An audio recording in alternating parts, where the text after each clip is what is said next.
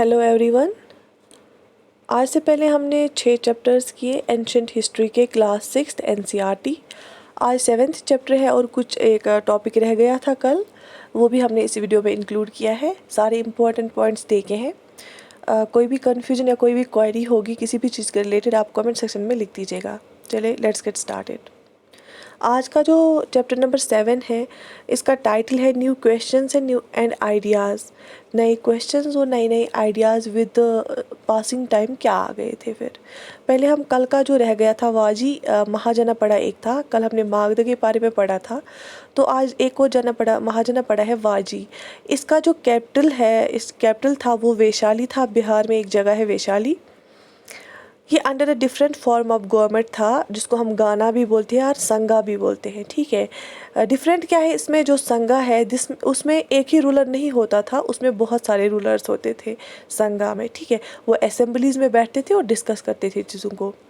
और जो वुमन होता था या दासाज या कमाकाराज होते थे, जैसे हमने पढ़ा दासा किसको बोलते हैं, कमाकाराज एग्रीकल्चर लेबर्स को बोलते हैं, वो पार्टिसिपेट नहीं करते थे इन असेंबलीज में। ठीक है, तो आगे हमें बुद्धा और महावीरा के बारे में पढ़ना है। वो दोनों भी इन्हीं गानाज और संघाज से बिलोंग करते थे। ठीक है, और इतना याद रहा आपने कि वाजी जो है इसका कैपिटल कौन सा था, वैशाली था। और संघा है वो एक ऑर्गेनाइजेशन होती है जिसमें एक नहीं बल्कि एक से ज़्यादा रूलर्स होते हैं। ठीक है, गाना use for a group that has many members, और गाना भी हम बोलते हैं उस ग्रुप को जिसमें बहुत सारे मेंबर्स होते हैं। संगा हम एक ऑर्गेनाइजेशन को बोलते हैं। एक और पॉइंट देखे था इस चैप्टर में, ये 6th चैप्टर का थोड़ा सा पार्ट रह गया था, उसमें वसाकारा लिख के था। वसाकारा मिनिस्टर था अंडर अजातशत्रु। ठीक है, अजातशत्रु के अंडर जो मिनिस्टर था उसका नाम था वसाकारा। इतना समझ आ गया।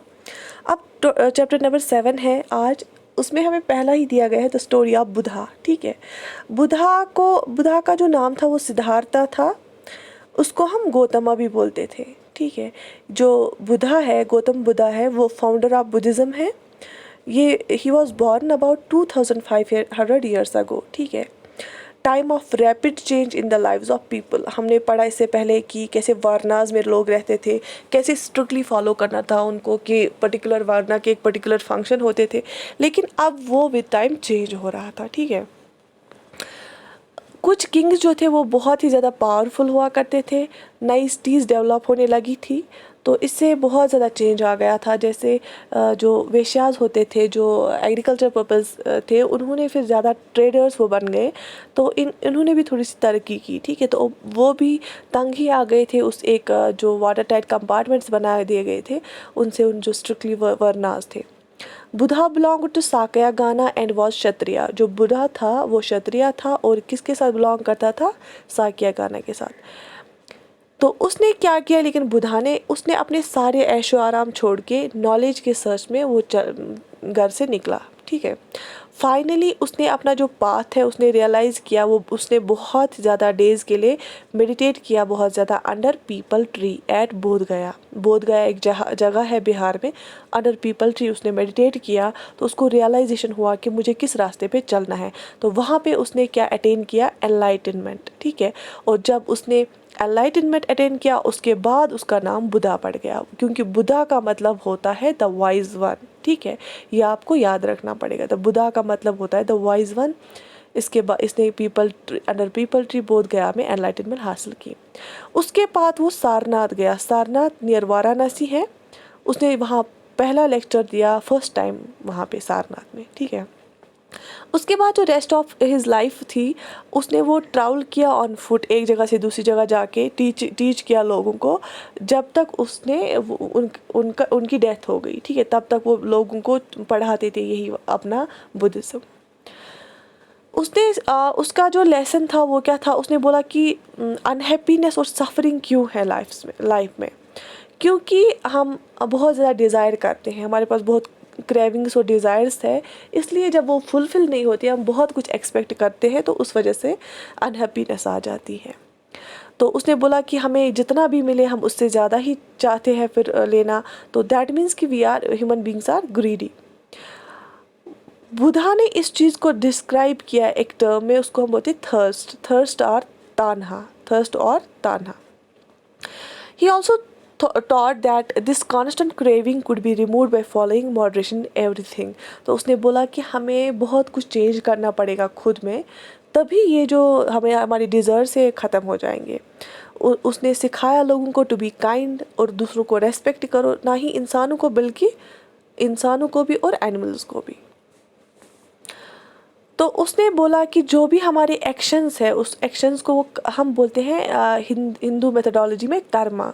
जो भी कर्म होता है हमारा, चाहे वो बुरा हो या अच्छा हो, ये हमें अफेक्ट करता है, सिर्फ दूसरी वो इस लाइफ में नहीं बल्कि दूसरी लाइफ में भी, या दोनों लाइफ्स में. ठीक है, इसका मतलब था कि जो हिंदू मेथोडोलॉजी में बोलते हैं कि बहुत सारी लाइफ्स होती हैं, फिर एक ख़त्म हो जाती है, दूसरा पार्ट स्टार्ट हो जाता है. उसने बोला जो भी हमारी एक्शन है, तो ये बिलीव करता था लॉ ऑफ कर्मा पे, ये सिर्फ इस लाइफ में नहीं अनदर लाइफ में भी हमें अफेक्ट करेगा. तो बोलता था हमेशा जो आपका कर्म होना चाहिए, एक्शन होनी चाहिए, बहुत अच्छी होनी चाहिए. He taught in the language of ordinary people. Buddhism इसलिए ज़्यादा फैल गया क्योंकि इसने कोई हाई फाई लैंग्वेज यूज़ नहीं की. इसने बिल्कुल ऑर्डिनरी जो लोग थे उनको कम्युनिकेशन अच्छा हुआ, क्योंकि इसने लैंग्वेज यूज़ की ऑर्डिनरी पीपल की लैंग्वेज, प्राकृत यूज़ की. ठीक है, तो इसने एनकरेज किया लोगों को कि आप सोचिए अपने बारे में कि हम कर क्या रहे हैं, क्योंकि इसने भी बहुत टाइम मेडिटेट किया. मेडिटेशन में थोड़ा सा कंसंट्रेशन, फोकस होता है एक ही चीज़ पे कि हमारा जो वे ऑफ लिविंग है कैसा है और क्या है. अब इसमें लिखा गया है उपनिषद के बारे में. उपनिषद, आपने इसका जो असल में मीनिंग है वो है उपनिषद. जैसे टीचर है, टीचर के सामने एक बच्चा बैठता है, गुरु शिक्षा परंपरा जिसको हम बोलते हैं. इसमें क्या लिखा होता था कि जो आत्मन है, इंडिविजुअल सोल है, और गॉड की जो सोल है जिसको हम सुप्रीम बोलते हैं, ब्राह्मण सोल, यूनिवर्सल सोल बोलते हैं, कि ये एक ही है. They believe it that ultimately both Atman and ब्राह्मण वेयर वन. जो इंडिविजुअल की सोल है और गॉड की सोल है, ब्राह्मण सुप्रीम बीइंग की सोल है, ये एक ही है. ठीक है, ये उपनिषद में लिखा गया था. तो ऐसे ही बहुत सारे आइडियाज़ जो है वो उपनिषद में लिखे हुए थे. ये जो उपनिषद है ये पार्ट ऑफ लेटर वैदिक टेक्स्ट्स है. हमने वैदिक एज के बारे में भी पढ़ा, बहुत सीधी सादी ज़िंदगी थी, एक अच्छा स्टेटस दिया जाता था हर एक को. लेकिन जो उपनिषद है ये बाद में बन गई. ठीक है, पहले हमने वो वेदास भी पढ़े थे, तो ये लेटर वैदिक टेक्स्ट्स को बिलोंग करता है उपनिषद. इसका लिटरल मीनिंग जो है approaching and sitting near, and the texts contain conversations between teachers and students. Upanishad का मैंने मतलब ही बोला, गुरु शिक्षा परंपरा. तो अपने टीचर के सामने बैठना और उनसे सुनना. Often ideas were presented through simple dialogues. Usually क्या उपनिषद में सिंपल डायलॉग्स के हिसाब से जो ये प्रेजेंट करते थे आइडियाज़. ठीक है, उपनिषद की एक थिंकर थी गार्गी. फेमस वुमन थी वो. क्योंकि वो बहुत पढ़ी, इस हिसाब से बहुत नॉलेजेबल थी, और वो पार्टिसिपेट भी करती थी डिबेट्स में जो रॉयल कोर्ट्स में हेल्ड होते थे. उसका नाम क्या था, गार्गी थी. और पुअर पीपल ज़्यादा टेक पार्ट नहीं करते थे इसमें, लेकिन एक्सेप्शन एक है, सत्याकामा जबाला, या सत्याकर्मा जबाला भी उसको हम बोलते हैं. उसकी मदर का नाम था, असल में वो स्लेव वुमन थी, जबाली था उसका माँ का नाम. तो लेकिन इसकी एक एक्सेप्शन ये है कि ये भी बहुत पुअर फैमिली से बिलोंग करता था, लेकिन इसको गौतमा एक टीचर था, उस ब्राह्मण टीचर था, और उसने अपने अंडर लिया था, और one of the best thinkers of the time था.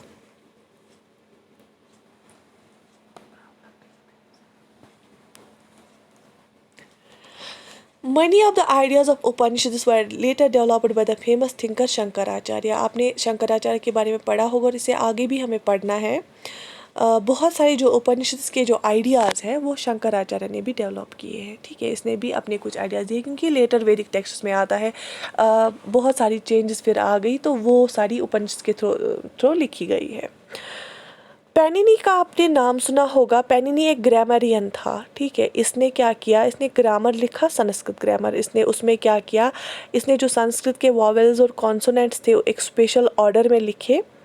एक जैसे अलजेब्रा में हमारी फॉर्मूलाज होती हैं, वैसे ही इसने एक बहुत ही आसान तरीका, मतलब कि एक अच्छा स्टेप इसने लिया. इसकी वजह से एक ग्रामर बन गया. पैनिनी ने एक ग्रामर लिखा जिसमें इसने बिलतरतीब कर दिया वॉवेल्स को भी और कॉन्सोनेंट्स को भी. किस के लिए लिखा ग्रामर, संस्कृत के लिए. He used these to write down the rules of the language in short formulae. तो इसने अपने उस ग्रामर में क्या लिखा, शॉर्ट फॉर्मूले में लिखा, तो एक ग्रामर बना दिया किस चीज़ का, संस्कृत का, और नाम क्या था इसका, पैनिनी था। इसके बाद है जैनिज्म। जैनिज्म का जो मोस्ट फेमस थिंकर है वो वर्धमान महावीरा है। तो इसने भी अबाउट 2500 ईयर्स क्या अपनी मैसेज स्प्रेड करना स्टार्ट किया। ये भी एक क्षत्रिय प्रिंस था, ये भी एक बहुत ही अच्छी फैमिली से था। Lichchhavi group that was part of the Vajji Sangha, ये भी किस से बिलोंग करता था, वाजी संघा से। तो फिर क्या हुआ, at the age of 30 years की एज में घर से निकला और एक फॉरेस्ट की तरफ चला गया। 12 साल तक इसने एक बहुत हार्ड टाइप ऑफ लाइफ, एक अकेलेपन की लाइफ स्टार्ट की, और for 12 years he lived a life of very harsh type life. ठीक है, at the end of which he attend enlightenment. फिर 12 साल के बाद इसको भी क्या मिला, एनलाइटनमेंट मिला। तो इसने क्या सिखाया हमें, he taught a simple doctrine, man and women who wish to know the truth must leave their homes. तो इसने बोला कि जिसको भी एक सच्चाई जाननी है, वो एक एनलाइटनमेंट हासिल करनी है, उन सबको अपने ऐशो इशरत की ज़िंदगी छोड़नी पड़ेगी और अपने घर छोड़ने पड़ेंगे। तो एक जो जैनिज़्म है उसके जो रूल्स होते थे बहुत ही ज़्यादा स्ट्रिक्ट होते थे, रूल्स ऑफ अहिंसा होते उसमें थे कि किसी को हर्ट नहीं करना है, किसी को मारना नहीं है, किसी भी लिविंग बीइंग को। इवन ये भी हमने हिस्ट्री बुक्स में लिखा है कि जो ये जैन्स होते थे ये अपने साथ एक ब्रश रखते थे, जब भी ये चलते थे अगर आगे कोई कीड़ा होता था रास्ते पहले उसको ब्रश से थोड़ा दूर करते थे ताकि वो इनके पैरों के तले नहीं आ जाए। ठीक है, और ये बोलता था all beings long to live, to all things life is dear. तो ये मतलब कि कोई भी लिविंग बीइंग हो उसको बिल्कुल भी हर्ट नहीं करना था। ये एक सिंपल डॉक्ट्रिन था किसका, जैनिज़्म का। और ये एम्फेसाइज करते थे, किस पे फोकस ज़्यादा डालते थे, सिंपल लिविंग पे। इन्होंने भी प्राकृत यूज़ की, तभी तो जैनिज़्म और बुद्धिज़्म इतना स्प्रेड हुआ, क्योंकि इनने ऑर्डिनरी पीपल की लैंग्वेज यूज़ की। और प्राकृत की बहुत सारी फॉर्म्स थी डिपेंडिंग अपॉन द कौन से रीजन में हम हैं। फॉर एग्ज़ाम्पल अगर प्राकृत जो मागधा में स्पोकन होती थी उसको हम मागधी बोलते हैं, सॉरी इट इज़ मागधी। ठीक है, जैनास जो होते हैं उनकी लाइफ बहुत ही सिंपल थी। इवन वो अपने खाने के लिए भी बैग करते थे, they were begging for food. ठीक है, तो बिल्कुल ऑनेस्ट रहना पड़ता था इनको, ये कोई चीज़ चुरा नहीं सकते थे। मतलब एक बहुत ही डिसिप्लिन और very very very much strict life. ठीक है, तो observe celibacy man had to give up everything including their clothes. Even जो मेल्स होते थे उनको बिल्कुल कपड़ों के बगैर वो चलते थे, मतलब उनको they do not have anything in their position. ठीक है, Jainism spread to different parts of, जैसे नॉर्थ इंडिया, गुजरात, इसीलिए फिर कर्नाटक में फिर ज़्यादा रहा, कर्नाटक और तमिलनाडु में भी ये फैल गया। Teachings transmit orally for several centuries, बहुत सारी सेंचुरीज के लिए ये इनकी जो जैनिज़्म की टीचिंग्स थी वो इन्होंने ऑरली ट्रांसफ़र की।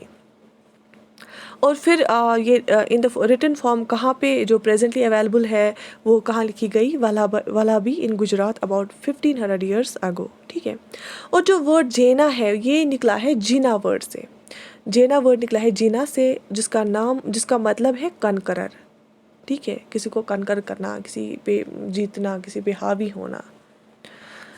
इसके बाद हम पढ़ेंगे संघा के बारे में। बोध Mahavir and Buddha felt that only those who left their homes gain true knowledge. जैसे मैंने पहले भी बोला कि जैना और बुद्धा वो बोलते थे कि अपने कंफर्ट्स को छोड़ना है, तो इन्होंने अरेंज किया ऐसे इन्हीं लोगों के लिए जो निकलते थे इनके इसके लिए एक साथ रहने के लिए एक संघा किया, जो एक एसोसिएशन टाइप था।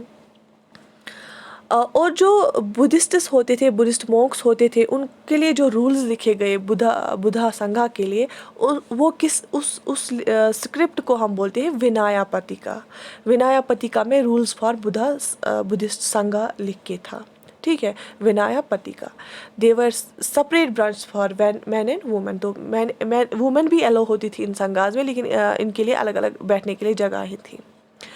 हर एक जो मैन है वो ज्वाइन कर सकता था संघा, लेकिन जो बच्चे थे वो तब कर सकते थे जब उनके पेरेंट्स उनको परमिशन देते। स्लेव्स तब कर सकते थे जब उनके मास्टर्स उनको परमिट करते। वर्कर्स ऑफ किंग तब करते थे जब उनको किंग परमिट करता। डेटर्स वो जो है डेटर्स तब करते जब उनको क्रेडिटर्स अलाउ करते, मतलब जो कर्जदार है जिससे कर्जा लिया है जब वो उनको अलाउ करेंगे तब वो संघा ज्वाइन कर सकते थे। और जो वुमेन है उनको जब हस्बैंड अलाउ करते थे तब वो उनको अलाउ करते थे, परमिट करते थे अपने संघास में।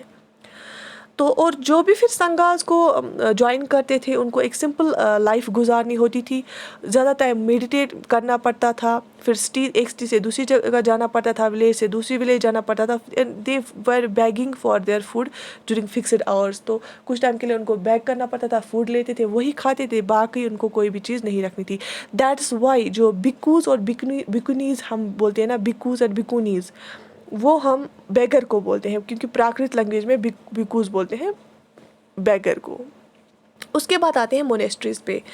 जैनिज्म एंड जो बुद्धिस्ट मोक्स है वो सिर्फ स्टे करते थे एक ही प्लेस पे ड्यूरिंग रेनी सीज़न, क्योंकि रेनी सीज़न में डिफ़िकल्ट होता था कि बाई फुट ही ट्रैवल करते थे। तो इन्होंने फिर जो सपोर्टर्स थे बुद्धिज्म एंड जैनिज्म के उन्होंने फिर टेम्परेरी शेल्टर्स बना दिए, उनके गार्डन्स में बना दिए, नेचुरल कैव्स में, हिली एरियाज में बना दिए। तो पहले ज़माने में जो फिर जहाँ पे वो रहते थे उनके उसमें, उनको हम विहाराज बोलते हैं। विहाराज मतलब डिवेलिंग प्लेस जहाँ पे वो रहते थे, ठीक है। तो जो सबसे पहले होते थे वो वुड के बने होते थे, उसके बाद ब्रिक्स भी आ गए, उसके बाद कुछ केव्स में भी उन्होंने विहारास बना दिए। तो रेनी सीजन में वो वहाँ पे रहते थे, उसके बाद जो ही ख़त्म होता था रेनी सीजन, उसके बाद वो एक जगह से दूसरी जगह अपने लेसन्स को टीच करते थे, अपना जो बुद्धिज़्म है जैनिज्म वो लोगों तक पहुँचाते थे। उसके बाद आता है सिस्टम ऑफ आश्रमास। जब जैनिज्म और बुद्धिज़्म बहुत ही ज़्यादा पॉपुलर था तो ब्राह्मणिज्म पहले थोड़ा स्लो डाउन हो गया था, लेकिन फिर उन्होंने क्या किया, ब्राह्मण्स ने डेवलप किए आश्रम्स।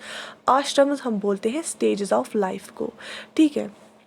4 आश्रम्स रिकॉग्नाइज किए इन्होंने, 4 आश्रम्स को एस्टेब्लिश किया। ये 4 स्टेजेस हैं, ठीक है। पहले को बोलते हैं ब्रह्मचार्य, दूसरे को बोलते हैं गृहस्था, तीसरे को वानप्रस्था और चौथा था सन्यासा। ब्रह्मचार्य, गृहस्था, वानप्रस्था और सन्यासा। बुद्धिस्ट जो ये थे ब्राह्मण्स थे, क्षत्रियास और वैश्यास थे, वो मैन थे, they were expected to lead simple lifes. और उनको क्या होता था कि उनको वेदास को पढ़ना होता था during early years of their life, that means as a student वो जाते थे। तो ये वाला जो स्टेज था, जिस स्टेज अर्ली स्टेज में उनको क्या करना था, वेदास को पढ़ना होता था, समझना होता था, इस स्टेज को हम बोलते हैं ब्रह्मचार्य, ठीक है। उसके बाद जब वो थोड़ा बड़े हो जाते थे, ये कंप्लीट करते थे ब्रह्मचार्य स्टेज, उसके बाद उनको शादी करनी होती थी और लिव एज हाउस होल्डर्स, एक गृहस्थी वाली ज़िंदगी गुजारनी थी, तभी उसको स्टेज को बोलते हैं गृहस्था, ठीक है। तो ये वाला स्टेज जब ओवर होता था कुछ सालों के बाद, उनको फिर एक फॉरेस्ट में चले जाना होता था और मेडिटेशन पे जाना था, तो उसको हम बोलते हैं वानप्रस्था। वन मतलब फॉरेस्ट, ठीक है। उसके बाद उनको हर एक चीज़ छोड़नी होती थी और फिर बन जाते थे सन्यासीज, ठीक है। The system of ashrams allowed man to spend some part of their lives in meditation. तो जो ये आश्रम्स का सिस्टम बना, तो यूजुअली क्या करते थे ये कुछ अपने ज़िंदगी के कुछ जो हिस्सा होता था फिर इनका, मतलब यूजुअली ये हर एक में स्ट्रेस दिया गया है मेडिटेशन पे। वो मतलब इन सारे जो लिटरेचर्स हैं इनका यही कहना था कि अगर हम जब हम मेडिटेट करते हो तो आप काम डाउन हो जाते हो, तो एक सोशल ऑर्डर ठीक हो जाता है, ठीक है। तो ये 4 स्टेजेस है ब्राह्मणिज्म के, ब्रह्मचर्य, गृहस्था, वानप्रस्था एंड सन्यासा। तो जनरली जो वुमेन होती थी उनको अलाउ नहीं किया जाता था वेदास पढ़ने के लिए। उनको वो वाले आश्रम फॉलो करने पड़ते थे जो उनके हस्बैंड्स उनके लिए चूज़ करते थे। और ज़ोरेस्टर जो ईरानियन प्रॉफिट है उसके बारे में इस चैप्टर में दिया गया है, उसने अवेस्ता लिखी है। ज़ोरेस्टरियनिज्म जो है रिलीजन, उसके जो रिलीजियस बुक है वो अवेस्ता है।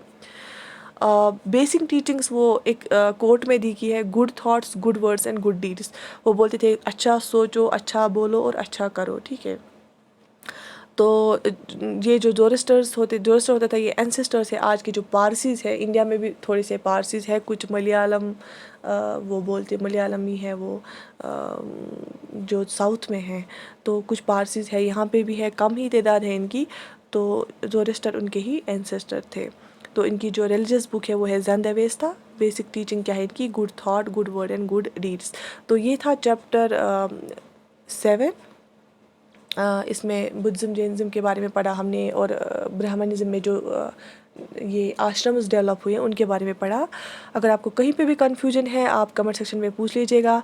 अगर आपको लग रहा कि हमने जो वीडियो है बहुत फास्ट इस पे चलाया, तो आप इसको पॉज करके आराम से जो स्लाइड्स है वो पढ़ सकते हैं, रिवाइज़ कर सकते हैं। तो ये जो भी सारी पॉइंट्स है ये they are more than enough from exam point of view from this book. तो thank you so much for watching this video.